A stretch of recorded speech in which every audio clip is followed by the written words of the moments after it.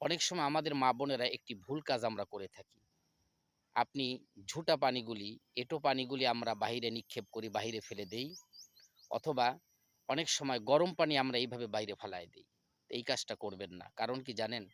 আপনি যে গরম পানিটা বাইরে ফালাইলেন অথবা ঝুঁটা পানিটা আপনি বাইরে ফালাইলেন, হতে পারে বাইরে থাকা কোনো জিনের উপরে এই ঝুঁটা পানিটা অথবা এই গরম পানিটা পড়ল। এটা যদি তাদের গায়ে পড়ে, তারা ক্ষিপ্ত হয়ে যাবে। হতে পারে তারা আপনার জন্য বড় কোনো ক্ষতির কারণ হয়ে দাঁড়াবে। এইজন্য এই কাজটি করবেন না। হতে পারে সাথে, সাথে আপনার উপর ভর করতে পারে, আপনাকে ক্ষতি করতে পারে, আপনার বাচ্চা-কাচ্চাকে ক্ষতি করতে পারে, সংসারে বিভিন্ন রকম অশান্তি সৃষ্টি করতে পারে। এরপর আপনি দৌড়াদৌড়ি করবেন কবিরাজের কাছে, এই জায়গা ওই জায়গা দৌড়াদৌড়ি করবেন। কিন্তু আপনি কোনো কারণ খুঁজে পাবেন না যে আপনি জিনের দ্বারা আক্রান্ত আপনি কেন হলেন? এই কাজটি করবেন না। হ্যাঁ, পানি তো আমাদের ফেলতে হবেই। পানি তো আপনারা ফালাবেনই। ঝুঁটা পানি তো ফালাতে হবেই। গরম পানি তো ফালাতে হবেই। এটা যদি ফেলতেই হয় তাহলে অবশ্যই আমরা নবীজির সেই সুন্নতের কথা স্মরণ করে আমরা ফেলবো।